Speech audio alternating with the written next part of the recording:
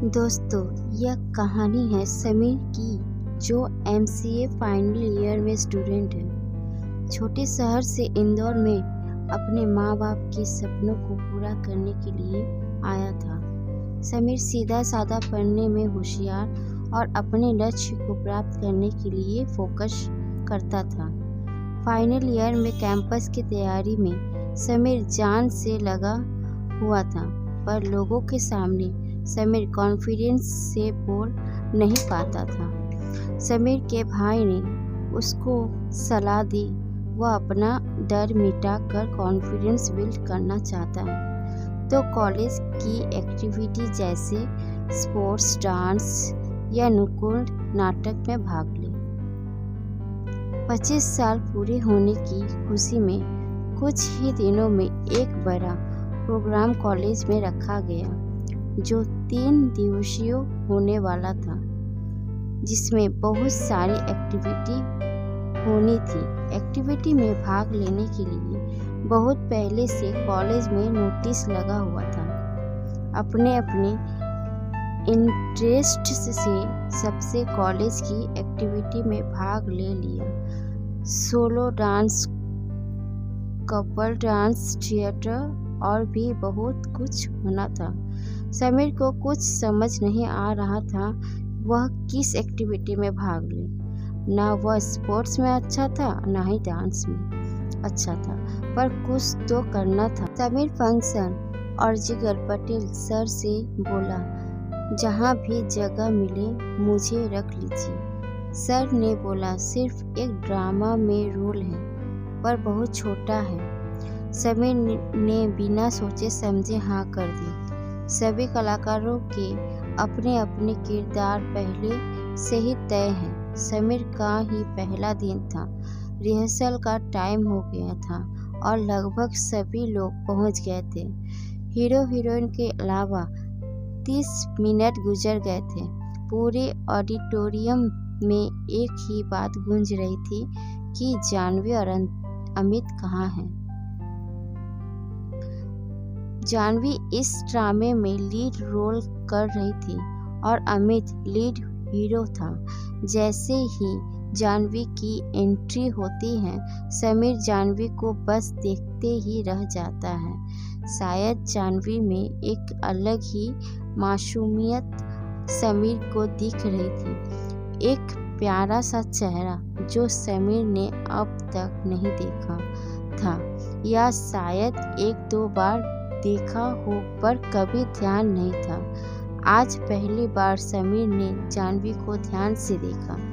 Janvi confidence में auditorium में आई। समीर आगे ही खड़ा था। जानवी ने समीर को हाय कहा। समीर उसको देखता ही रहा। जानवी को लगाया था थोड़ा पागल है। जानवी के बाद अमित आया और फिर नाटक की रिहर्सल शुरू हो गई। नाटक प्रेम की कहानी पर आधारित था। अमित और जानवी दोनों को डायलॉग याद थे। दोनों ही एक अच्छे एक्टर थे। समीर ही यह था जो अनाड़ी था, जिसने यह सब पहली बार देखा था। उसको बड़ा अच्छा भी लग रहा था और झिझक भी हो रही थी। जानवी से कभी कभी नजरें भी मिल जाती थी और जानवी को चुपके चुपके देख भी लेता था। समीर जानवी को पसंद करने लगा है और यह बात जानवी को कहीं ना कहीं पता तो लग गई है। जानवी को ऑडिटोरियम में आने से ही समीर के चेहरे पर जो चमक आती है वह जानवी से छुपी नहीं थी, पर जानवी ने समीर को इस बात का, समीर की हालत का क्या अंदाजा है। एक दिन अंतिम रिहर्सल पर नहीं आया। सारे लोग उसको फ़ोन लगाते रहे, ना उसकी फ़ोन उठाया।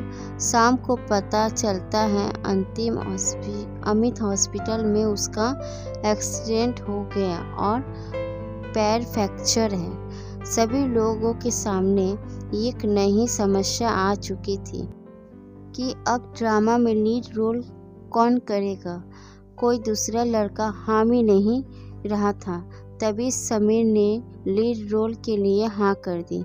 समीर ने हाथ तो कर दी, पर ना उसने कोई डायलॉग बोला जा रहा था और ना वह जाह्नवी के सामने ठीक से खड़ा हो पा रहा था।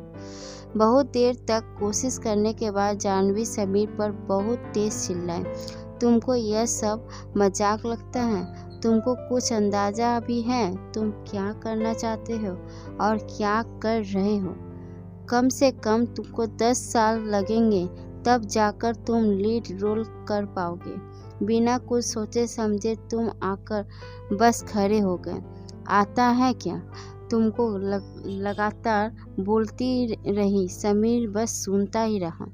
शाम के समय में कैंटीन में समीर जाह्नवी से कहता है, मुझसे गलती हो गई, मैं तो बस कुछ नया सीखने की कोशिश कर रहा था।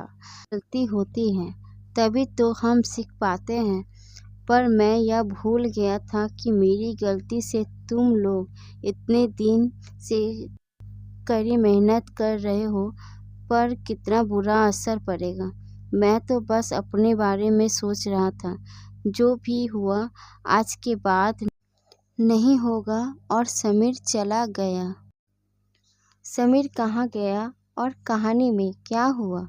इस कहानी को पूरा जानने के लिए ज़्यादा से ज़्यादा लाइक करें और सब्सक्राइब करें, और हम इस कहानी का दूसरा पार्ट जल्दी ही लेकर आएंगे।